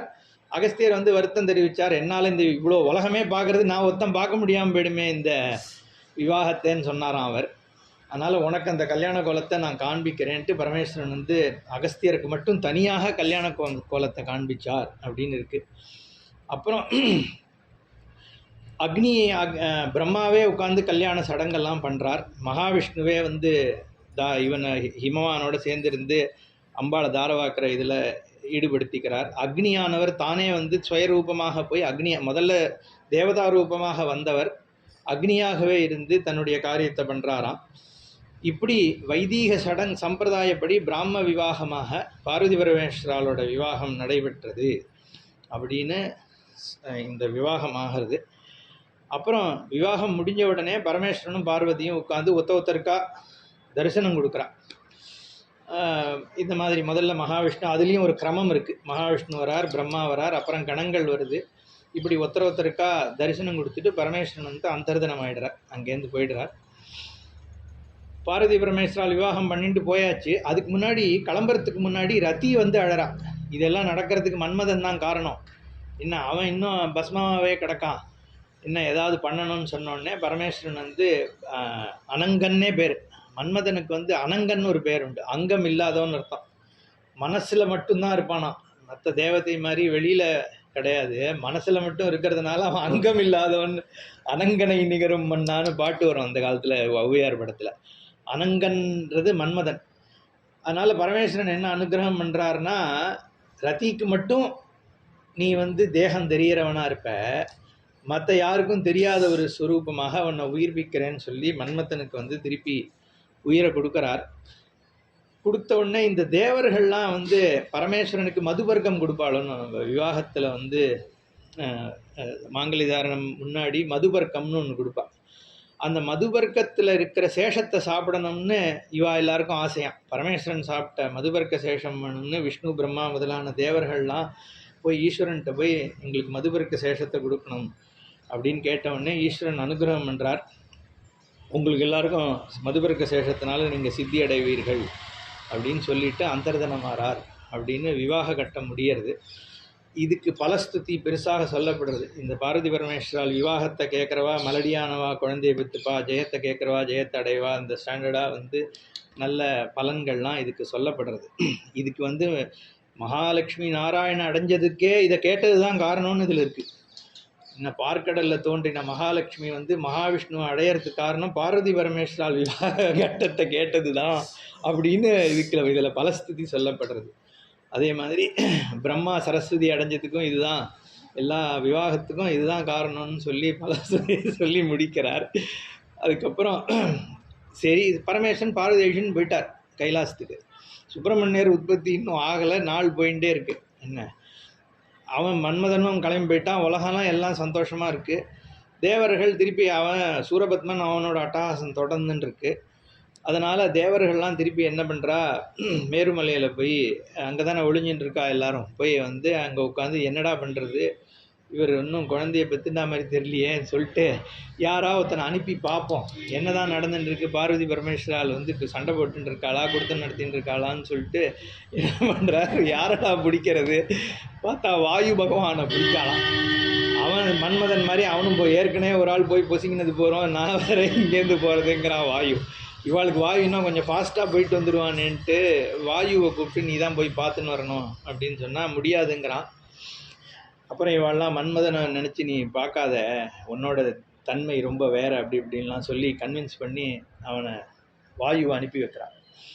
அனுப்பி வச்சோடனே வாயு அங்கேருந்து போகிறார். போனால் நந்திகேஸ்வர் அதெல்லாம் உள்ளெல்லாம் போக முடியாதுப்பா, இன்னும் இந்த உழவு பார்க்க வந்தவாள்லாம் உள்ள விட முடியாதுன்னு சொல்லி சண்டை போடுறார். இவர் வாயும் ஏதோ கேட்டு பார்க்குறார், என்ன தெற்குலேருந்து மேற்குலேருந்து பல விதமாக உள்ள நுழைய பார்க்குறாராம். நந்திகேஸ்வர் வந்து முடியாதுன்னு சொல்லி திருப்பி அனுப்பிடுறார். அதாவது இந்த பஞ்சபூதங்கள்னால கூட ஈஸ்வரனை போய் அடைய முடியாதுங்கிறது தாத்பரியம். அதனால் அவர் திரும்பி வந்துடுறாராம். வாயு வந்து பரமேஸ்வரனை பார்க்க எப்படி வந்து பிரம்மா விஷ்ணுவை வந்து பார்க்க முடியாமல் திரும்பி வந்தாலோ அந்த மாதிரி இவர் வாயு திரும்பி வரார். ஏன்னா சகுனமானது வந்து நிர்குணத்தை வந்து அதாவது நம்ம லெவல்ஸ் இருக்குது, புரிஞ்சுங்கோ. அதாவது இது ஸ்தூல சரீரம்னு இருக்குது, அதுக்குள்ளே ஒரு சூக்ஷ்ம சரீரம்னு நம்மளுது இருக்குது, அதுக்கப்புறம் காரண சரீரம்னு நிர்குணமான ஒரு வஸ்து இருக்குது. இப்போது உள்ளே இருக்கிறது வெளியில் இருக்கிறத பார்க்க முடியும், வெளியில் இருக்கிறது எப்படி உள்ளே இருக்கிறத பார்க்கும், அது முடியாது இல்லையா. எப்போவுமே உள்ளேருந்து நீ இப்படி பார்க்கும் பொழுது நம்ம இப்படி பார்த்துட்டு போக முடியும், அங்கேருந்து திரும்பி பார்க்குறது கண்ணு இந்த பக்கம் தானே இருக்குது. அப்போது நிர்குணத்துக்குலேருந்து சகுண பிரம்மம் இருக்குது, சகுணத் பிரம்மத்துலேருந்து சிருஷ்டி இருக்குது. நிர்குணத் பிரம்மத்துக்கு அதீனமாக இருக்கிறதான சகுணம். நிர்குணத்தில் குணம் இல்லாமல் போகிறது தான் நிர்குணம். அப்படிங்கிறது இங்கே பரமேஸ்வரன் வந்து நிர்குணஸ்வரூபம், குணம் இல்லாதவர், சுத்த பிரம்மம் நம்ம சொன்னோம். அப்போது மற்ற ரூபங்கள் இருக்கு இல்லையா, அதே சிவன் சகுணமாக ஆகும்போது மகாவிஷ்ணுவாரார்.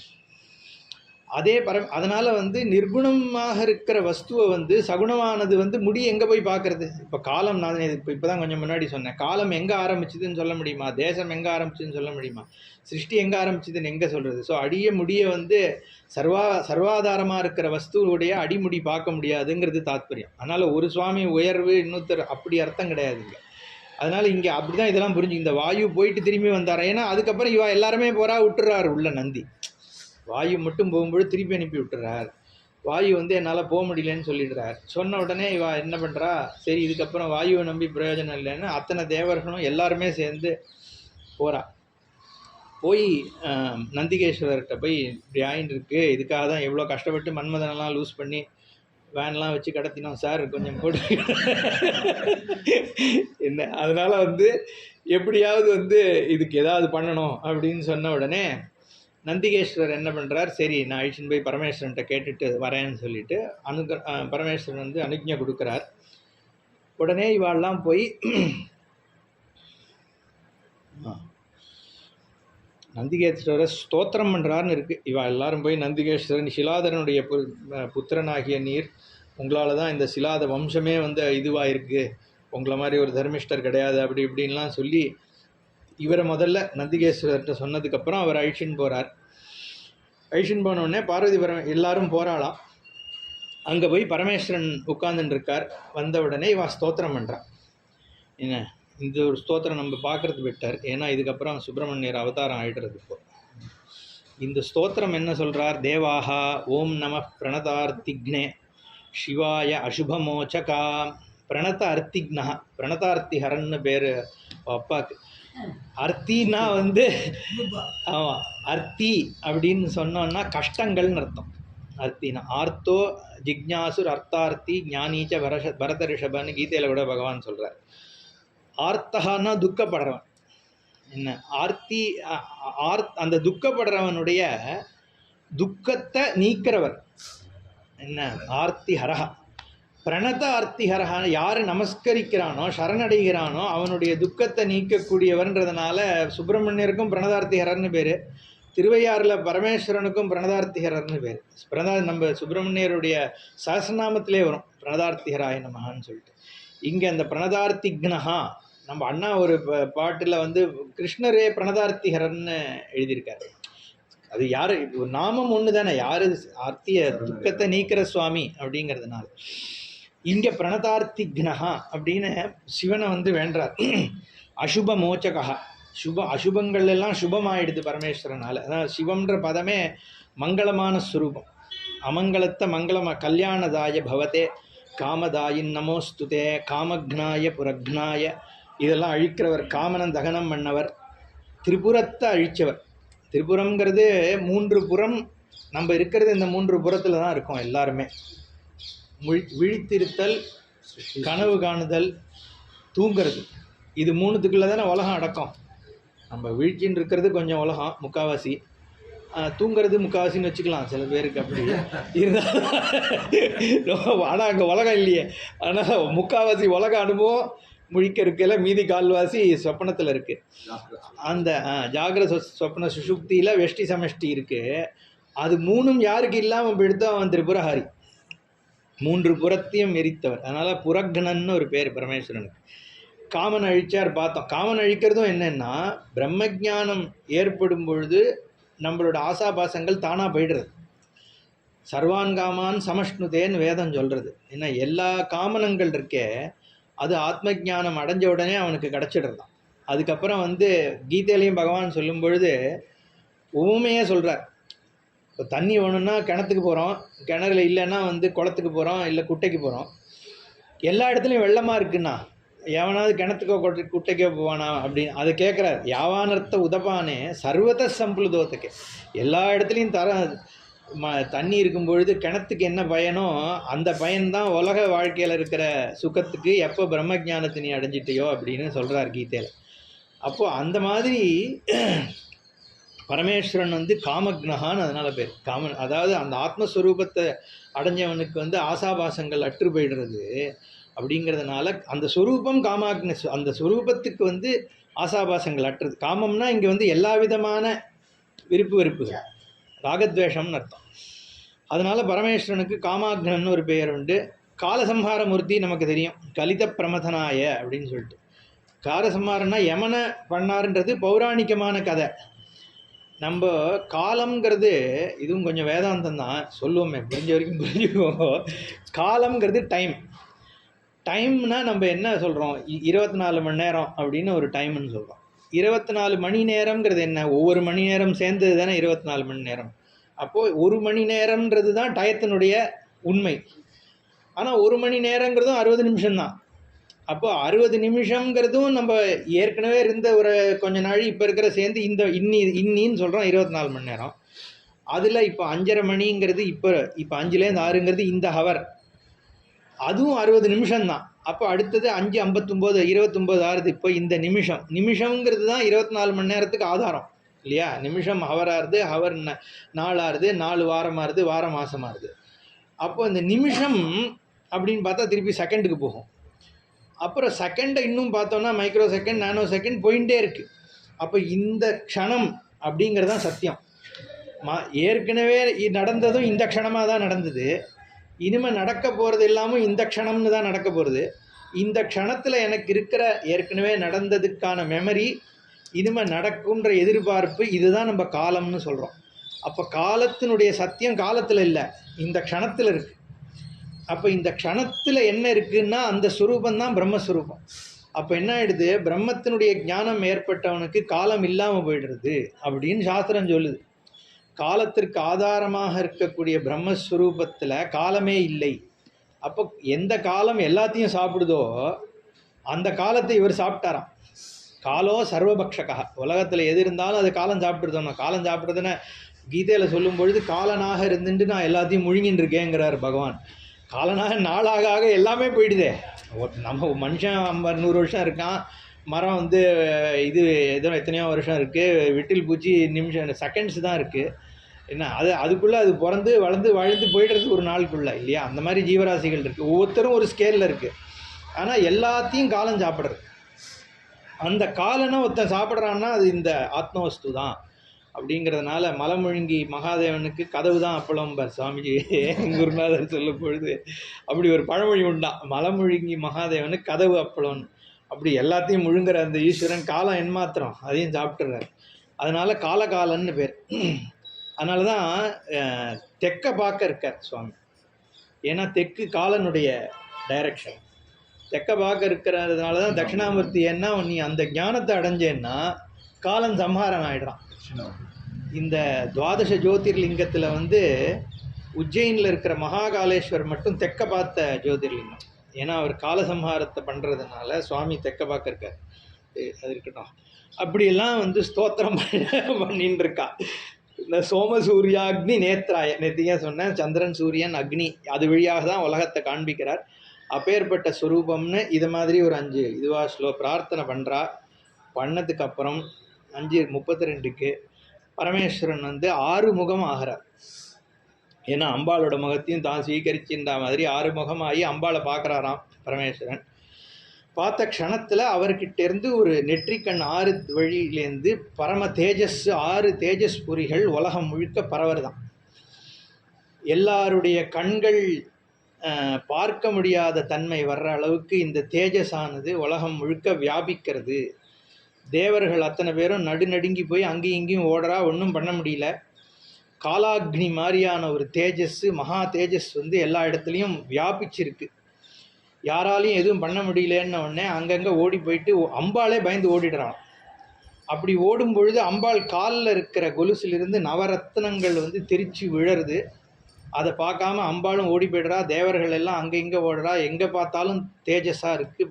பகவானுடைய அந்த தேஜஸ் நெத்திக்கண் வழியாக வெளியில் வந்து, அதுக்கப்புறம் இவாள்லாம் அங்கேருந்து தேவர்கள்லாம் திருப்பி ஓடி வந்து இது சர்வவியாபியாக இருக்கிற தேஜஸ், எங்களால் ஒன்றும் பண்ண முடியலையே அப்படின்னு சொன்ன உடனே பகவான் திருப்பி பரமேஸ்வரன் ஸ்மரிக்கிறார். அந்த தேஜஸை இவர் ஸ்மரிக்கிறார். ஸ்மரித்து வரணும்னு வேண்டின உடனே அந்த 6 தேஜஸும் திருப்பி பரமேஸ்வரன் கிட்ட வருதான். வந்ததுக்கப்புறம் இவர் நீ உன்னுடைய தன்மையை குறைச்சிக்கோன்னு சொல்லி அந்த தேஜஸினுடைய இதை குறைக்கிறார்.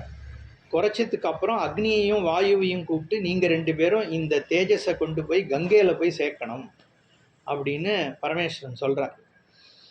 சொன்ன உடனே இவா நாங்கள் எங்கே இது பரமேஸ்வர தேஜஸ் எங்கே, நாங்கள் எப்படி இவாளை தூக்கின்னு போக முடியும் அப்படின்னு சொன்ன உடனே அதுக்கான சக்தியை நான் உங்களுக்கு கொடுக்குறேன்னு சொல்லி அவள் 2 பேருக்கு அந்த சக்தியை கொடுத்து இந்த தேஜஸினுடைய சக்தியும் அவளுக்கு எடுத்துன்னு போகிற அனுகூலமாக பண்ணி பிரம்மாவையும் விஷ்ணுவையும் இந்திரனையும் நீங்களும் கூட போங்கோ அப்படின்னு அனுப்பி வச்சு நீங்கள் இந்த தேஜஸை கொண்டு போய் கங்கையில் கொண்டு போய் சரவணம்னா அந்த நாணல் காடில் கங்கையில் கொண்டு போய் சேர்க்கணும்னு இவா கிட்ட வந்து அனுகிரகம் பண்ணுறார் ஈஸ்வரன்.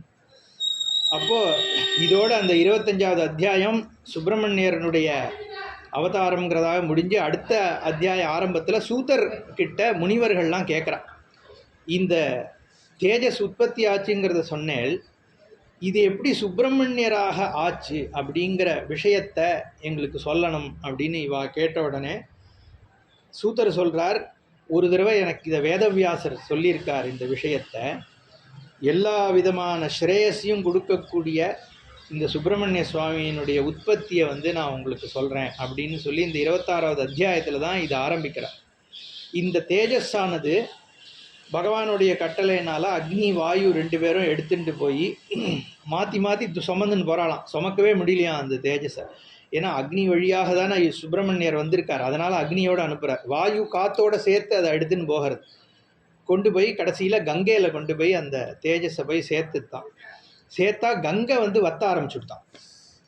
அப்படி ஒரு அந்த அக்னியினுடைய, ஏன்னா முருகனே அக்னியினுடைய அம்சம் தானே.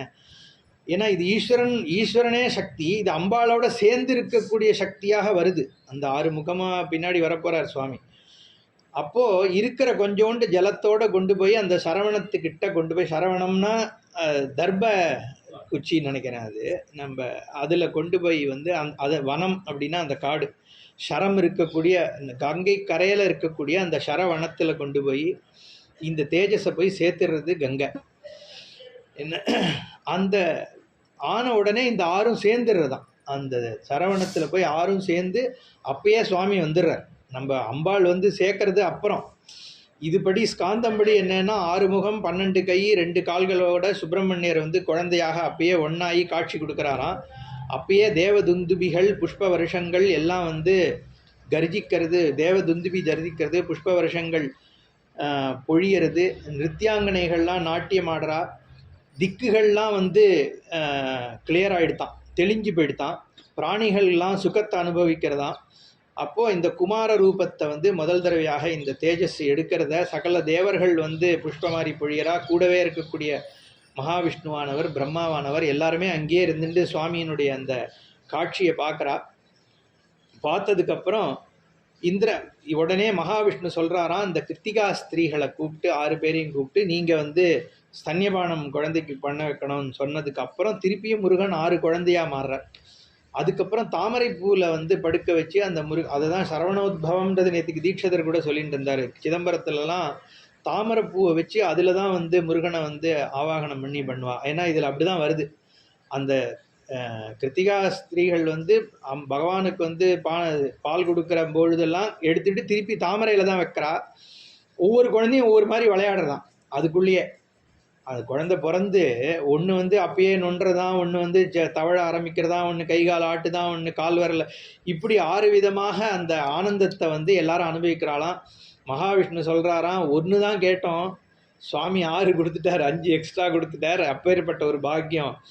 என்ன இப்படி ஒரு இதை சுவாமியை வந்து ஆசிரியிக்கிறவாளுக்கு பலன் வந்து அதிகமாக தான் கிடைக்குங்கிறது இதுலேருந்து தெரியறதுன்னு இந்த ஆனந்தத்தை கொடுக்கக்கூடிய இந்த 6 குழந்தைகள் இருக்குது. இப்படி சுப்பிரமணியர் விளையாடின்னு இருக்கார். இன்னொரு 10 நிமிஷம் சொல்லலாம் இல்லையா? 5:40 தான் இருக்குது, சாயரட்ச ஆரம்பிக்கலையே.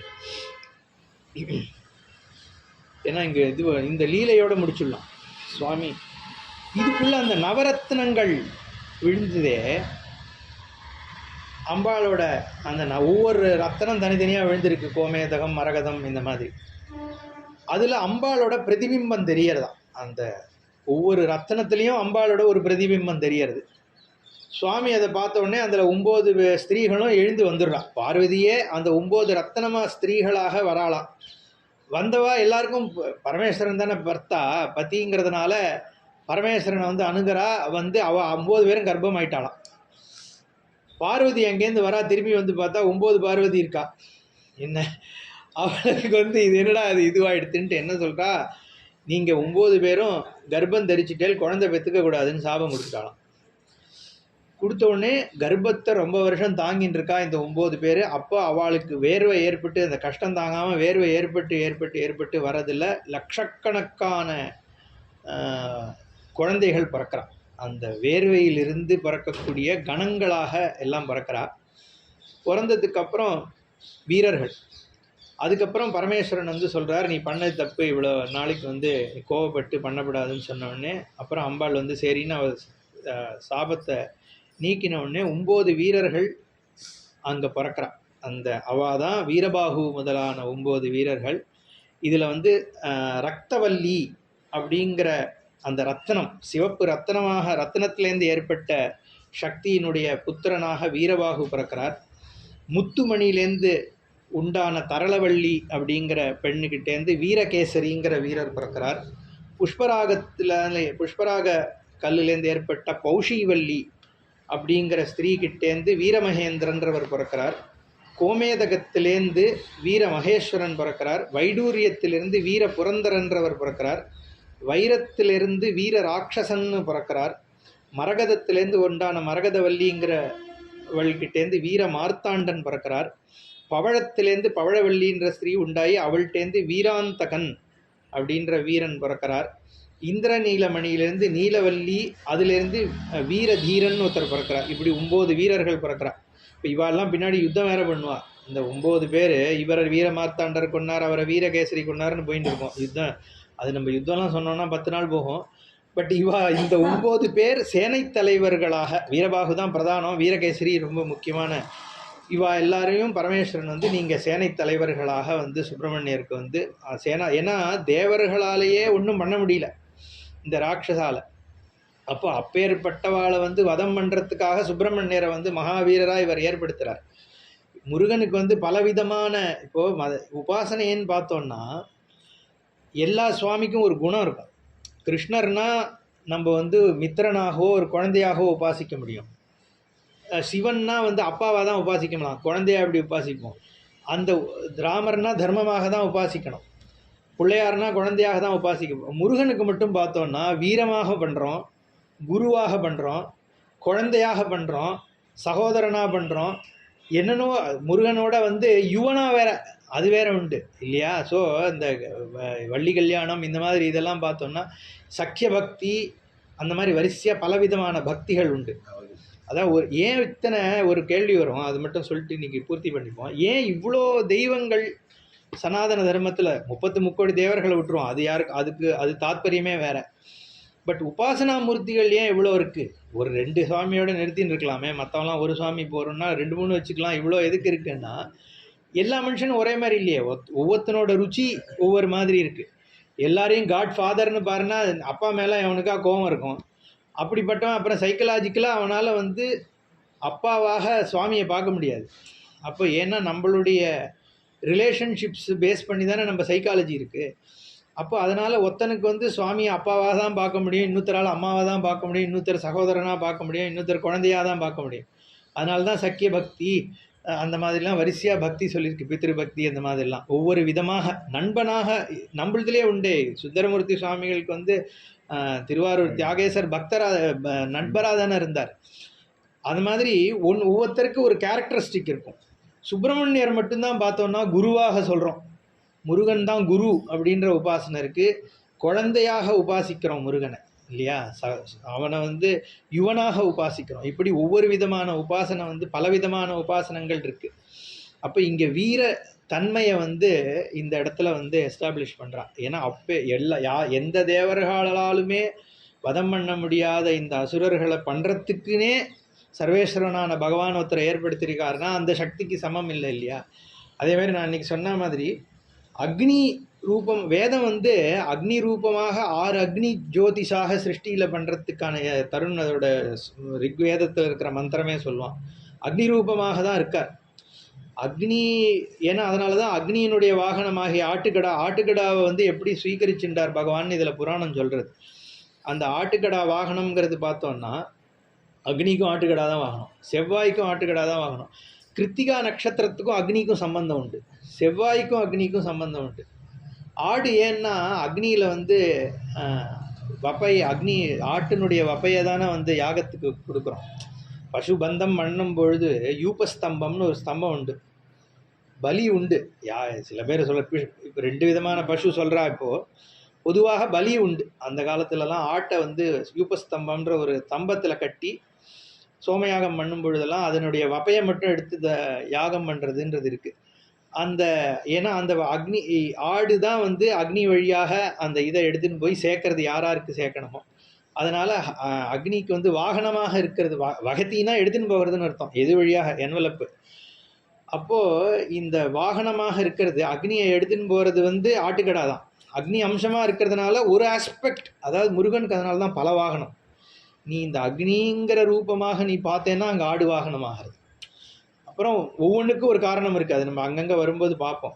யானை வாகனம் இருக்குது முருகனுக்கு, மயில் வாகனம் எல்லாருக்கும் தெரியும். இப்படி பல வாகனங்கள் இங்கே புராணத்திலே வருது.